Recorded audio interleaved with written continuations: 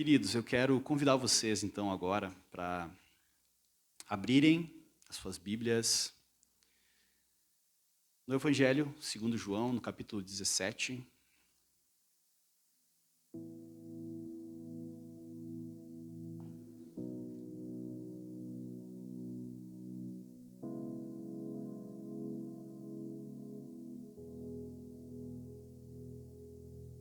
Essa aqui é a oração sacerdotal de Jesus. Essa é a oração que Jesus fez por nós antes de nós sermos nós mesmos. Ele já orava por aqueles que creriam no seu nome.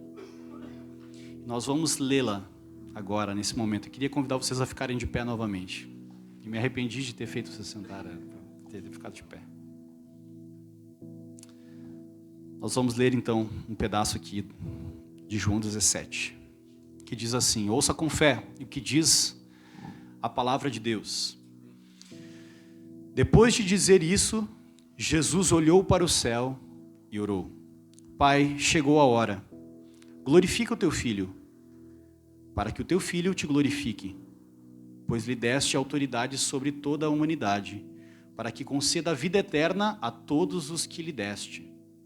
Esta é a vida eterna, que te conheçam, o único Deus verdadeiro e a Jesus Cristo a quem enviaste. Eu te glorifiquei na terra, completando a obra que me deste para fazer. E agora, Pai, glorifica-me junto a ti com a glória que eu tinha contigo antes que o mundo existisse. Eu revelei teu nome àqueles que do mundo me deste. Eles eram teus, tu os deste a mim e eles têm obedecido a tua palavra. Agora eles sabem que tudo o que me deste vem de ti, pois eu lhes transmiti as palavras que me deste e eles aceitaram. Eles reconheceram de fato que vim de ti e creram que me enviaste.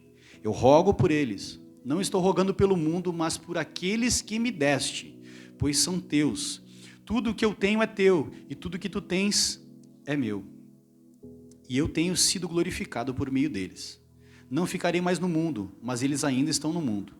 Eu vou para ti, Pai Santo, protege-os em teu nome, o nome que me deste para que sejam um. E eu vou para ti, Pai Santo, protege-os em teu nome, o nome que me deste para que sejam um, assim como somos um. Enquanto estava com eles, eu os protegi, e eu os guardei no nome que me deste. Nenhum deles se perdeu, a não ser aquele que estava destinado à perdição, para que se cumprisse a Escritura. Agora vou para ti, mas digo essas coisas enquanto ainda estou no mundo, para que eles tenham a plenitude da minha alegria. Dê-lhes a tua palavra, e o mundo os odiou, pois eles não são do mundo, como eu também não sou. Não rogo que os tires do mundo, mas que os proteja do maligno. Eles não são do mundo, como eu também não sou. Santifica-os na verdade. A tua palavra é a verdade. Assim como me enviaste ao mundo, eu os enviei ao mundo em favor deles. Eu me santifico, para que também eles sejam santificados pela verdade. Vamos orar? Senhor, nós cremos que o teu Espírito Santo, ele inspirou essas palavras. Nós cremos que, de fato, Jesus Cristo existiu e que ele proferiu essas palavras diante dos seus discípulos que a registraram nesse livro, Pai.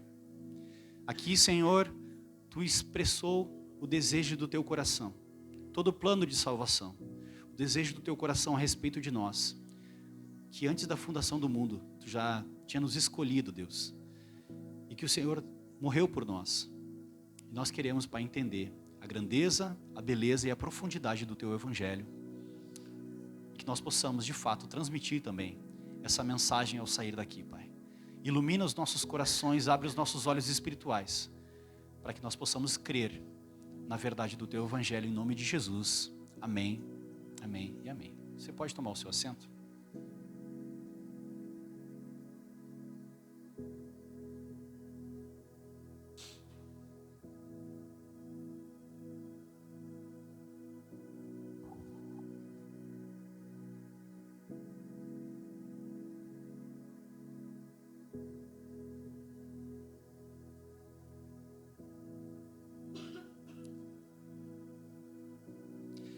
Jesus era um homem de oração. palavra, o Evangelho, diz que Jesus, várias e várias vezes, se retirava para orar. Mas ali não registra quais eram as orações de Jesus, quais eram as palavras de Jesus quando ele orava. Só dizia que Jesus tinha sumido para o monte e que ele tinha tirado um tempo para orar, para falar com o Pai.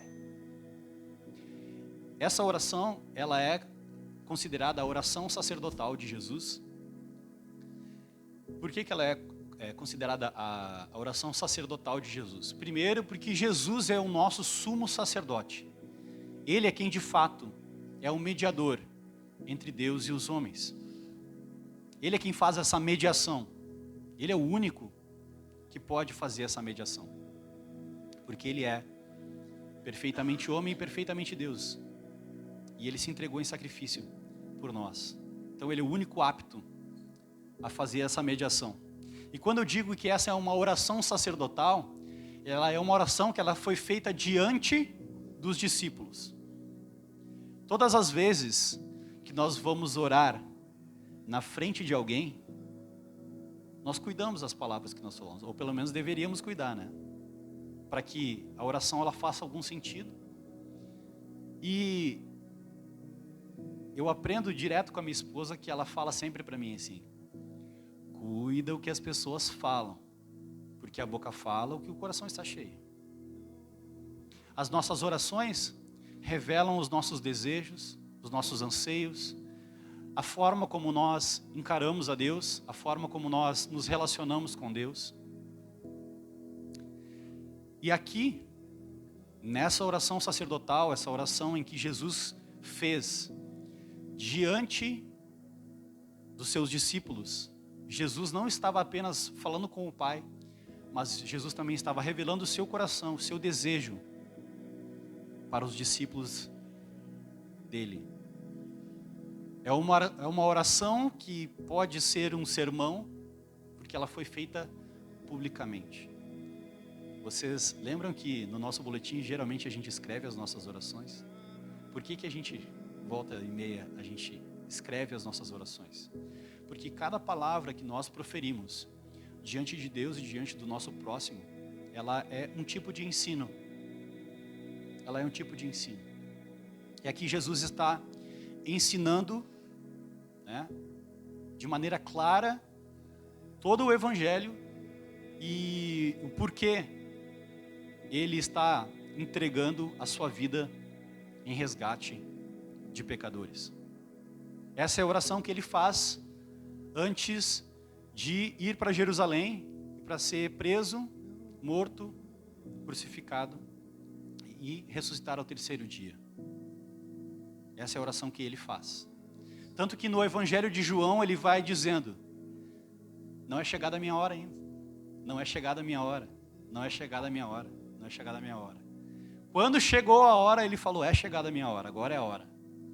Ele faz essa oração, ele vai então para Jerusalém, já sabendo que ele vai ser crucificado, ele vai ser morto, não por causa dos romanos e nem por causa dos judeus, mas porque essa era a vontade de Deus Pai, que decretou isso, como nós cantamos,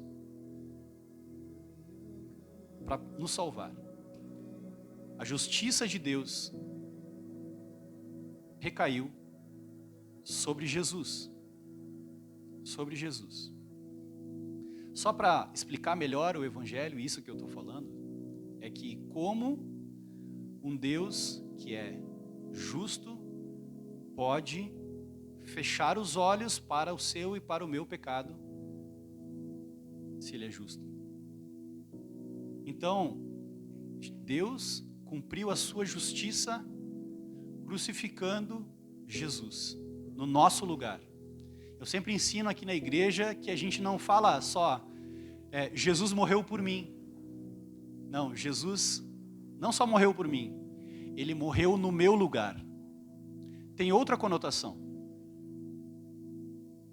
Tem outra conotação. Jesus morreu no meu lugar porque a cruz era o meu lugar. Jesus morreu no meu lugar porque aquela cruz era para mim. Não era para Jesus. Ele não merecia estar lá. Eu sim. Então, crer no Evangelho é reconhecer que a cruz de Jesus era para mim, de que eu sou um pecador, que precisa de um Salvador. E esse Salvador é Jesus Cristo. Isso é o Evangelho de Jesus. Olha o que Jesus vai falar aqui. Pai, chegou a minha hora. Glorifica o teu filho, para que o teu filho te glorifique. Ou seja, dá poder para mim, para que eu possa executar essa obra que tu me deu para fazer. Porque se eu completar essa obra que tu me decretou para fazer, eu vou estar glorificando o teu nome. É isso que Jesus está dizendo. Pois lhe deste autoridade sobre toda a humanidade, para que conceda a vida eterna a todos o que lhe deste. Esta é a vida eterna. O que é a vida eterna, então? Que conheçam o único Deus verdadeiro e a Jesus Cristo, a quem enviaste. A vida eterna, a gente estava conversando isso antes do culto. A vida eterna não é ser apenas uma boa pessoa na sua existência. Até porque a Bíblia fala que ninguém é bom. Ninguém é bom. Só há um que é bom. Ai, tá pegando pesado, não tem nenhuma pessoa bonzinha assim. Nem o Luquinhas é bonzinho. Agora o Luquinhas é o exemplo de bom moço, agora já era. Nem o Luquinhas é bonzinho, ele sabe disso. Né? O futebol é o calcanhar de Aquiles, né? Ele revela a maldade, a depravação total no futebol, né? Nem o Luquinhas é bom. Quem dirá nós? Quem dirá nós? Então, o Evangelho nos fala isso, que nós não somos bons, que todos nós precisamos de um Salvador, e que a vida eterna, então, não é ser bom, porque ninguém é bom. Se a vida eterna é ser bom, ninguém tem a vida eterna. Se a vida eterna é ser bom, ser moral, ser certo, ser correto, ninguém vai ter a vida eterna. A vida eterna, então, é que te conheçam o único Deus verdadeiro e a Jesus Cristo a quem enviaste. Quando ele diz que conhecer a Deus, o único Deus verdadeiro, que te conheçam o único Deus verdadeiro e a Jesus Cristo a quem enviaste, ele está pressupondo que aqueles que conhecem a Deus verdadeiramente reconhecem que Deus é o único e verdadeiro. Reconhecem que Deus é o único e verdadeiro. Então, a gente conversa com pessoas que dizem assim, a gente estava conversando no churrasco hoje de tarde, e falou assim, não, Jesus, mas também, não tem problema nenhum com Allan Kardec, nem com esse, nem com aquele, com nenhuma religião, todo mundo é amigo, cada um tem o seu caminho, Jesus é um dos caminhos. Não. A vida eterna é que te conheçam o único Deus verdadeiro.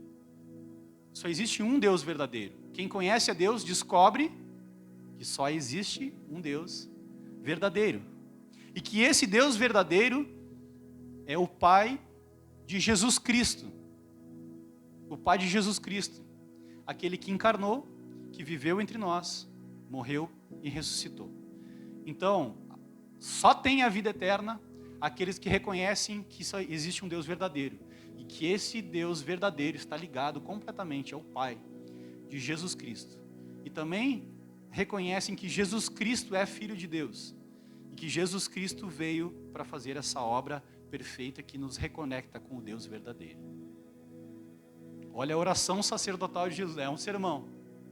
Ele está dizendo tudo isso nas entrelinhas. A Jesus Cristo, a quem enviaste. Então, o Deus verdadeiro enviou Jesus. Eu te glorifiquei na terra, completando a obra que me deste para fazer. Ser crucificado e ressuscitar. E agora, Pai, glorifica-me junto a Ti com a glória que eu tinha contigo antes que o mundo existisse. Mais uma coisinha aí. Acreditar no Deus verdadeiro é acreditar que existe sim um Deus verdadeiro, Pai de Jesus. E que Ele e Jesus existiam antes da fundação do mundo. Olha quanta doutrina.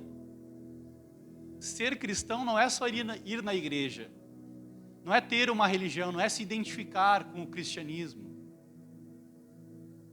Ser cristão, ter a vida eterna, é conhecer a Deus, a Jesus Cristo, de que eles existiam antes da fundação do mundo. Existir antes da fundação do mundo aqui já pressupõe que foi esses dois seres, mais o Espírito Santo, que vai entrar na jogada depois, criaram um mundo. Criaram um mundo. Eu revelei o teu nome àqueles que do mundo me deste. Eles eram teus. Tu os deste a mim. E eles têm obedecido a tua palavra. Ai, ai, ai. Vamos de novo. Eu revelei o teu nome àqueles que do mundo me deste. Eles eram teus. Tu os deste a mim. E eles têm obedecido a tua palavra. Então, ser cristão é acreditar que existe um Deus verdadeiro, que Ele é o Pai de Jesus Cristo, que eles existem antes da fundação do mundo, e também obedecer a tua palavra, as palavras de Jesus e de Deus. Então é aquilo que eu falo sempre. Crer, a palavra crer tem outras implicações. Crer é confiar, mas obedecer. Não tem como dizer eu creio em Deus e não obedecer a sua palavra. Não tem como. Então crer é confiar de fato que Deus existe, de que Ele enviou Jesus Cristo, e isso me leva a uma vida de obediência à palavra de Deus. A palavra de Deus.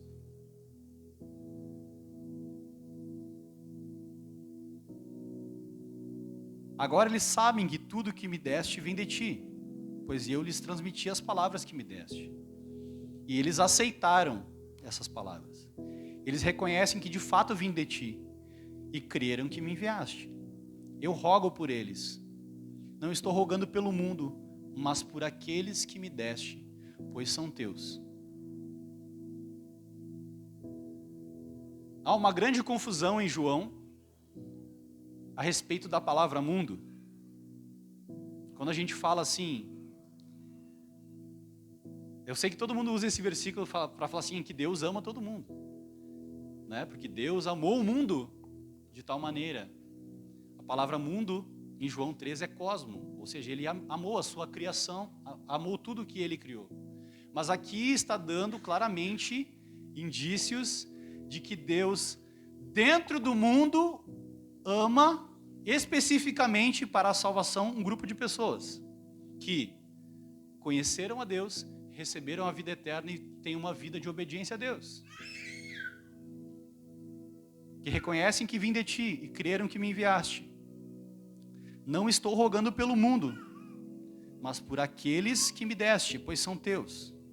Tudo que tenho é teu, e tudo que tens é meu. E eu tenho sido glorificado por meio deles. Eu não ficarei no mundo, mas eles ainda estão no mundo. Eu vou para ti, Pai Santo. Então, olha, quando Jesus fala isso, Ele está dizendo, daqui a pouco eu estou indo para Jerusalém, eu vou morrer. E eu vou completar a obra que tu me deste para fazer. Depois disso, eu vou para o mundo. Eu vou para ti, eu vou de volta para Deus.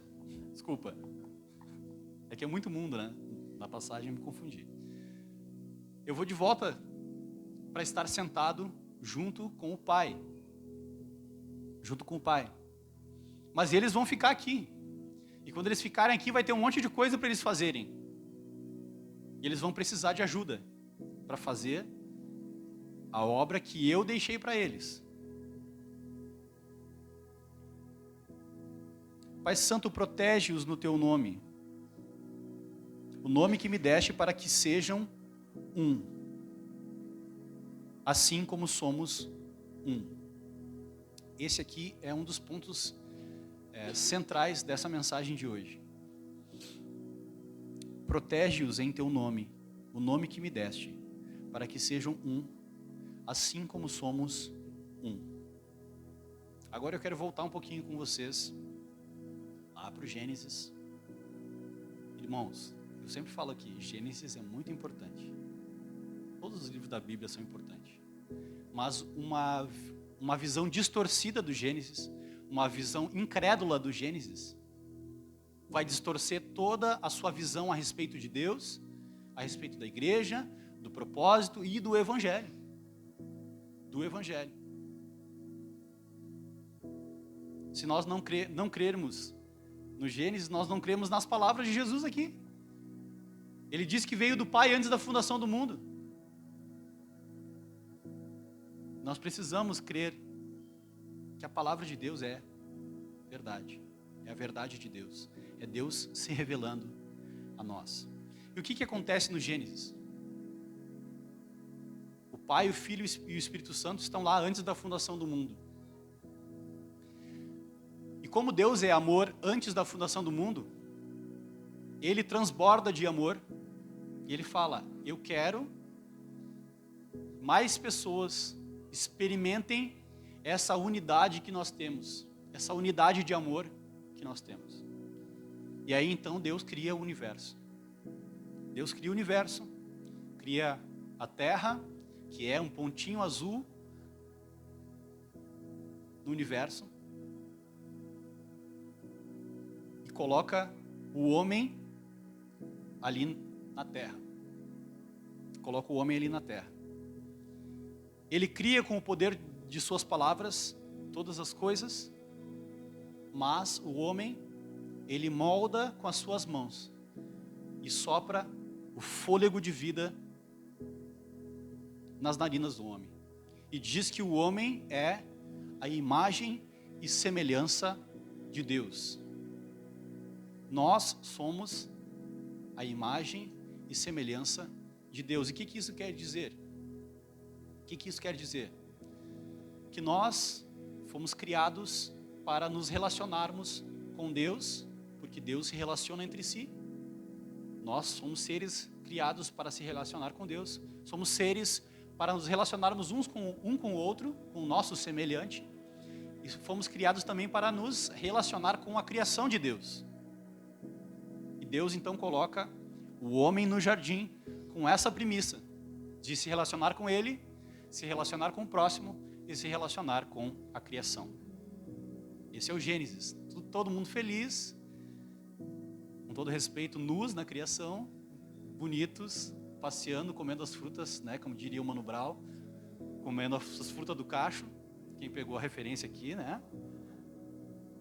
Passeando e desfrutando e trabalhando já na criação para governar a criação, para cultivar o jardim e para encher o jardim de outros ser humaninhos, a imagem e semelhança de Deus, e seria felizes para sempre, né? Seria tudo beleza. E aí o que aconteceu? O pecado então entrou no mundo. O pecado entrou no mundo. Quando o pecado entrou no mundo, e isso é muito importante a gente entender, porque se a gente faz, que nem eu falei, se a gente faz uma leitura errada do Gênesis, a gente fica achando que só porque Adão comeu uma maldita de uma maçã, agora esse mundo é um caos. Mas não foi por causa disso. Não foi só por causa disso. Que nem a maçã, né? Para começar, que não é maçã. É uma fruta que a gente nem sabe que fruta é e nem sabe se essa fruta ainda existe. Mas vamos lá. Então, o que aconteceu? No Gênesis, o homem disse assim, ao tomar do fruto, ele deu ouvido para o diabo e o diabo falou assim, ó, você não precisa ser uma criatura. Se você quiser, você pode ser autônomo, você pode ser independente de Deus. Você pode ser o seu próprio Deus. D-E-U-S, né? Que nem falam por aí. Você pode ser o seu próprio Deus. E aí, né, a nossa amiga querida caiu nesse papo e ela desobedeceu a Deus. Ela achou que poderia ser autônoma de Deus, ser independente de Deus. Mas nós não podemos ser independentes de Deus. Uma outra coisa que é preciso explicar, assim, bem teologicamente, para a gente poder chegar no ponto onde eu pretendo nessa noite, é que quando Deus nos criou a sua imagem e semelhança, tem duas coisas importantes que são difíceis de a gente entender, que é, Deus nos criou como criaturas. Como criaturas, nós pertencemos a Deus e nós dependemos de Deus para sobreviver. Até o ar que nós respiramos depende de Deus.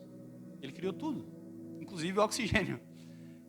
Tudo é sustentado pelo poder da palavra de Deus que criou todas as coisas e sustenta todas as coisas. Nós somos totalmente dependentes de Deus. Nós também, a Bíblia apresenta o ser humano como uma pessoa. E uma pessoa, ela tem sim um quê de independência e de individualidade. Então essas duas coisas são muito difíceis para o ser humano compreender. Porque o ser humano ele só quer ser pessoa, completamente independente de Deus. E essa é a ideia.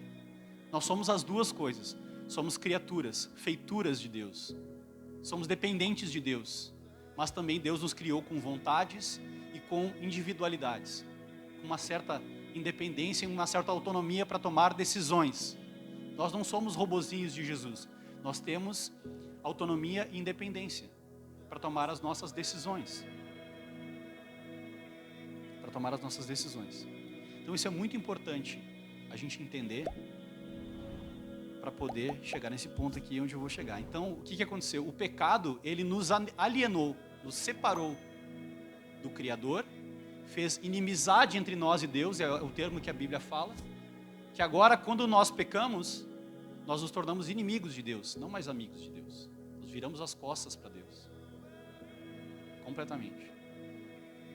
Nós não temos mais amizade e afeição e respeito mútuo pelo nosso próximo. Então as brigas de casais começaram por causa do pecado.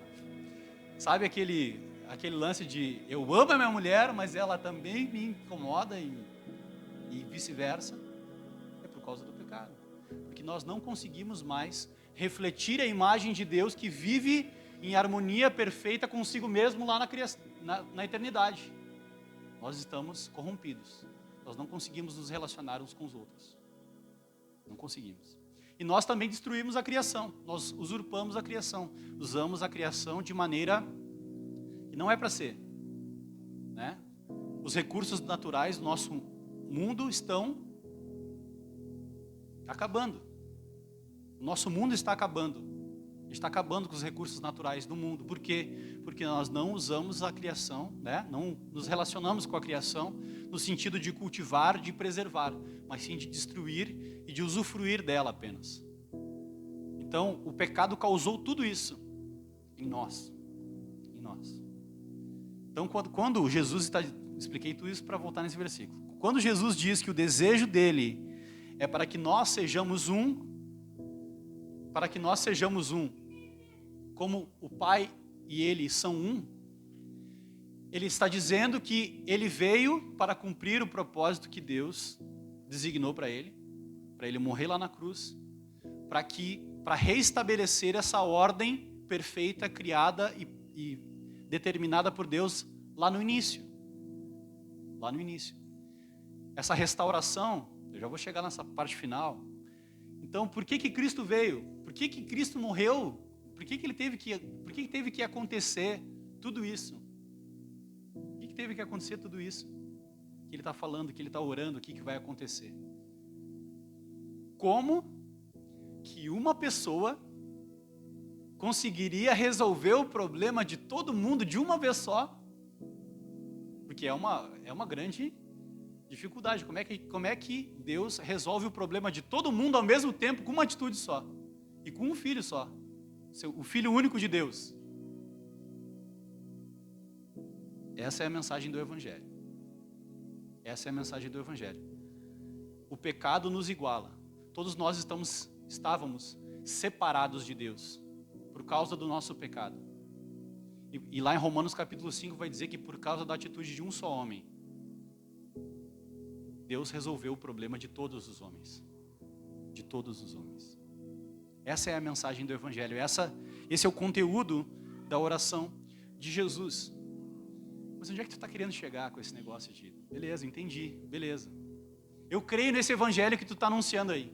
Cristo morreu, é verdade, Cristo existe um único e verdadeiro Deus, Pai de Jesus Cristo, Ele veio, Ele morreu por mim, no meu lugar.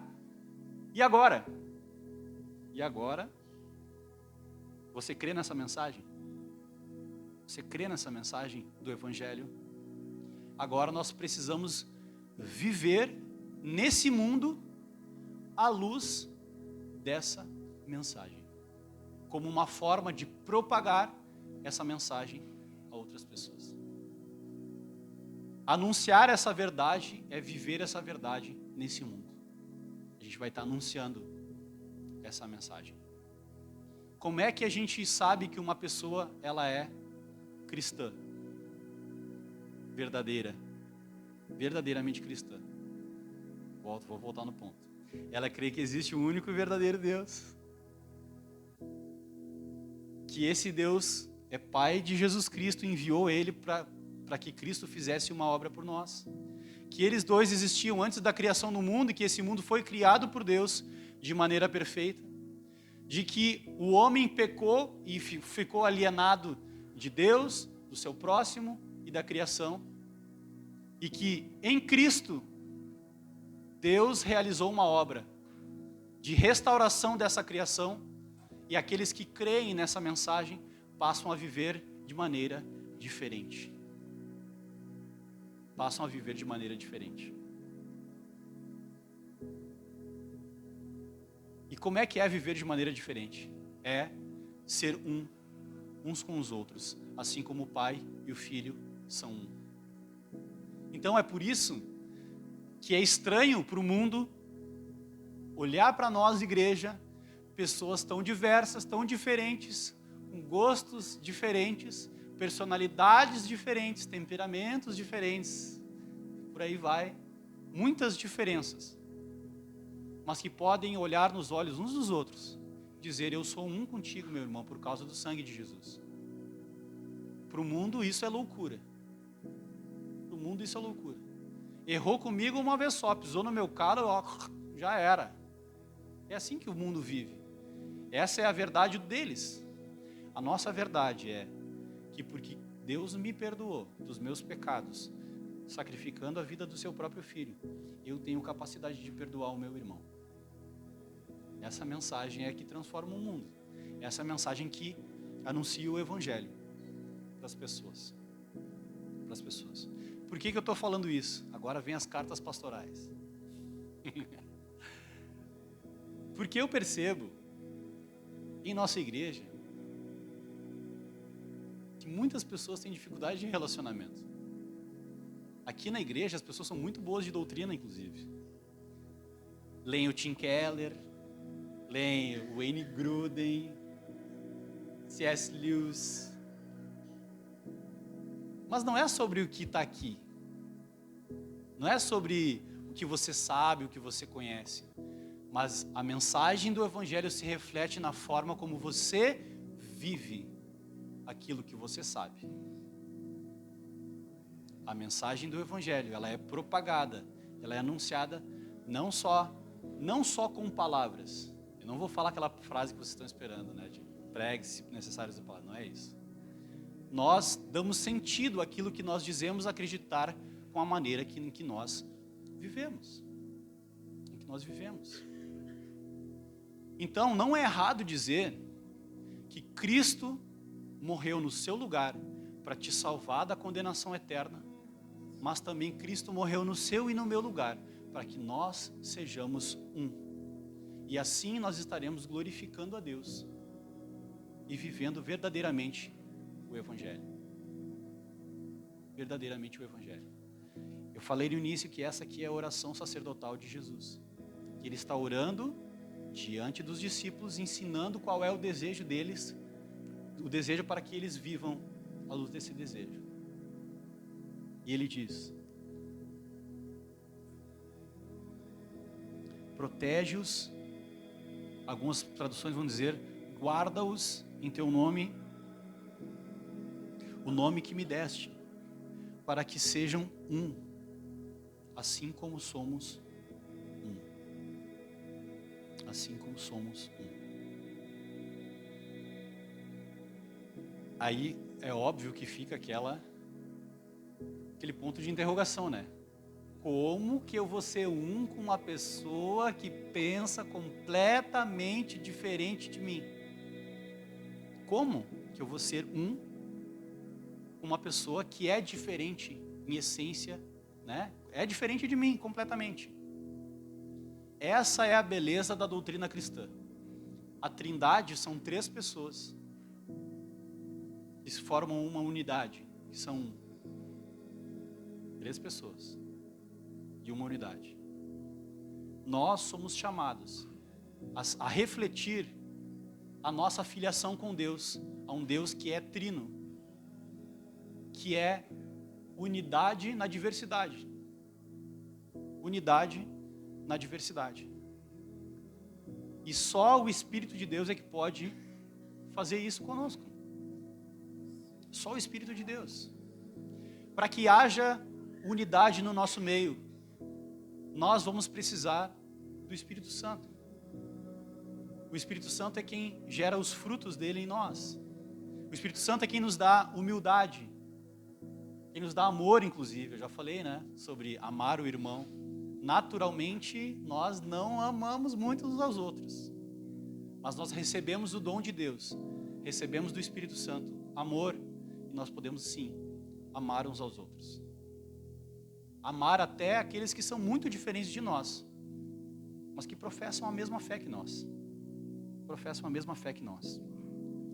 Para encerrar, eu queria ler com vocês Efésios capítulo 4.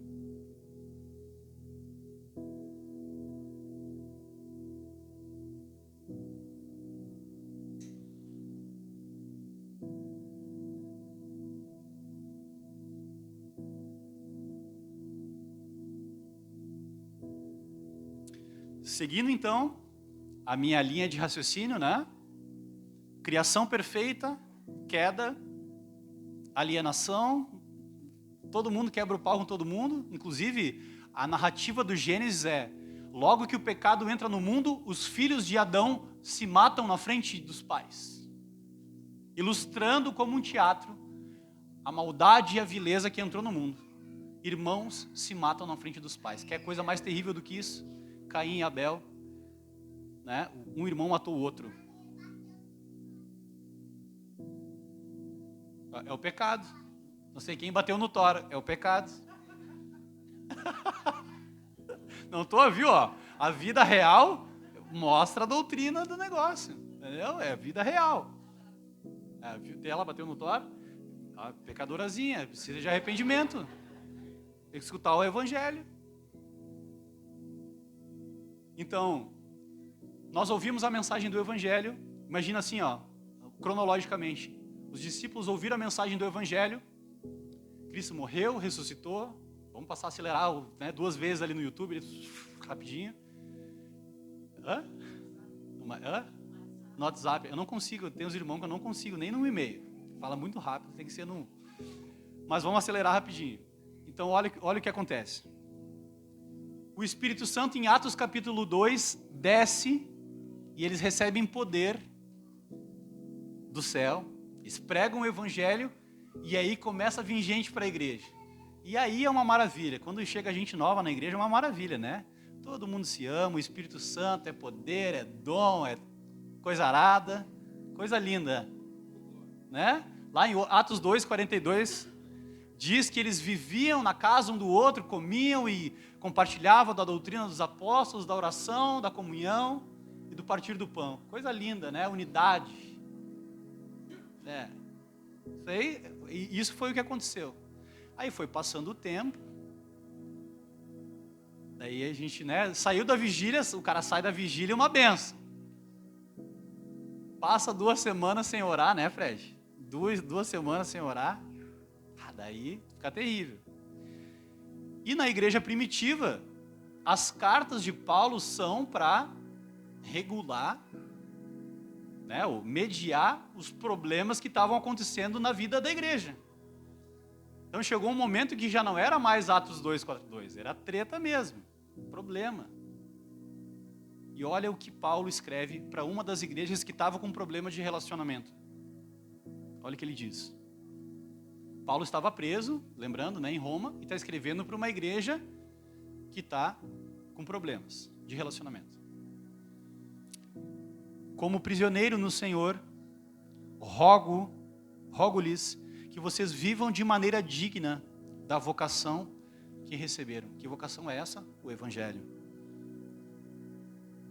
Então ele está pedindo, lembrem-se do Evangelho, lembrem-se que crer no Evangelho pressupõe viver uma vida digna do Evangelho. Sejam completamente humildes e dóceis. Sejam pacientes, suportando uns aos outros com amor. Façam todo o esforço para conservar a unidade do Espírito pelo vínculo da paz. Há só um corpo e um só Espírito, assim como a esperança para a qual vocês foram chamados, e é uma só. Olha o que ele diz aqui. Há um só Senhor, não foi o que Jesus orou? Uma só fé, um só batismo, um só Deus e Pai de todos, que é sobre todos, por meio de todos e em todos. E a cada um de nós foi confiada a graça conforme a medida repartida por Cristo. Até aí. Então olha aqui. Jesus orou sobre unidade, né? Jesus orou que é um só Senhor, as mesmas coisas, a mesma doutrina. Mas o que Paulo está dizendo aqui, ele está pedindo para que eles se lembrem daquilo que eles falam. Não adianta vir do culto dizer que só tem um Senhor, que é meu irmão, não sei o quê, e não viver. E ele está dizendo, rogo, né, como prisioneiro no Senhor, eu rogo-lhes que vocês vivam de maneira digna da vocação que vocês receberam.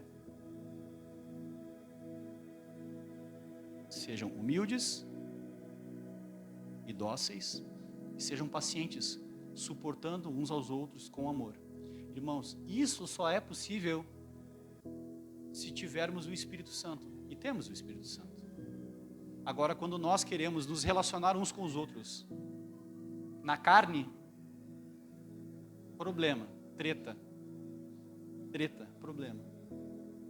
A gente nunca vai estar satisfeito com o desempenho do seu irmão. Eu poderia pegar aqui todo mundo e fazer uma lista de problemas, de coisas que teria que mudar, e vocês poderiam fazer uma lista de coisas que precisam mudar em mim, que eu precisaria mudar em mim. Poderia. Mas nós temos que focar naquilo que nos une, que é o Evangelho. O Evangelho vai nos transformando de glória em glória. E olha só o que ele diz aqui.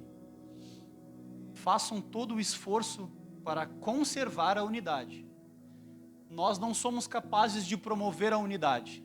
Eu acho que esse, pastor Roberto, é o erro de todo pastor. É achar que nós podemos promover unidade na igreja. Nós não somos capazes de promover unidade na igreja. Porque só quem promove a unidade na igreja é o Espírito de Deus.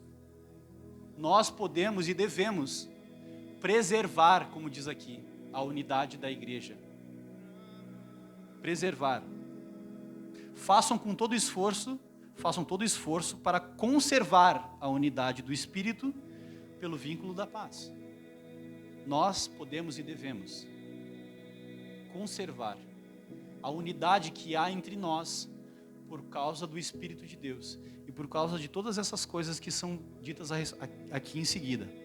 Lembrem-se que há um só corpo e um só Espírito, assim como a esperança para a qual vocês foram chamados é uma só. Há um só Senhor, uma só fé, um só batismo, um só Deus e Pai de todos. Isso é muito importante. Muito importante. Um só Deus e Pai de todos. Então esse Deus que a gente diz, né, não, há um verdadeiro Deus. Mas ele é Pai, teu Pai e Pai daquele que tu não gosta ali também. Pai daquele que tu tretou ali e não quer conversar. Pai dos dois. Então há um só Pai e Pai de todos. Que é sobre todos, está em todos e age por meio de todos. Então Deus está em nós. Deus não está exclusivamente em ti, alecrim dourado. Não está só em ti. Deus está em todos e age por meio de todos. E reconhecer isso é humildade. Reconhecer que nós somos dependentes de Deus e dependentes uns dos outros. Para ser igreja, eu preciso de vocês. Para ser igreja, vocês precisam de mim. Nós precisamos uns dos outros. Uns dos outros. E para finalizar, esse foi um dos motivos pelo qual Jesus Cristo, o nosso Senhor, morreu na cruz. Então, meus irmãos, essa palavra de hoje é sobre unidade. Eu preguei todo o evangelho, contei toda essa história para dizer que nós precisamos ser uns com os outros. E que esse é o desejo de Deus para nós. Que nós precisamos aprender cada vez mais a nos relacionarmos melhor uns com os outros, amar uns aos outros, ter atitude de humildade uns com os outros, porque esse é o desejo do nosso Senhor Jesus para nós. Se nós fizermos isso, agora pense assim num exemplo prático. Pensem no exemplo prático. Vai entrar alguém aqui que não conhece o Evangelho. Que não conhece o Evangelho. Eu estou treinando jiu-jitsu lá com o Zé. E no primeiro treino de jiu-jitsu a gente já falou da igreja, já falamos de Jesus para o cara. Até pregamos já no primeiro treino, não foi? Depois da aula já... Não, porque eu sou ateu, porque não sei o quê. Blá, blá, blá. Começamos a conversar, porque a criação... foi longe o papo. E daí... caminhando com a gente, o cara, hoje a gente encontrou esse rapaz que faz jiu-jitsu lá com a gente de novo, ele falou, mas essa igreja de vocês aí é diferente, daqui a pouco eu até vou dar um pulo lá. Daí o que adianta? Nós dizermos que a gente prega o evangelho para fora, a pessoa entra por aquela porta e ela não enxerga o evangelho sendo vivido de maneira digna aqui dentro, com as nossas vidas. A gente vai estar glorificando a Deus ou envergonhando o nome de Jesus? Então, a vida cristã, ela é uma vida de verdade. Não dá para ser meia boquinha, mais ou menos, não. Nós precisamos viver o evangelho verdadeiramente.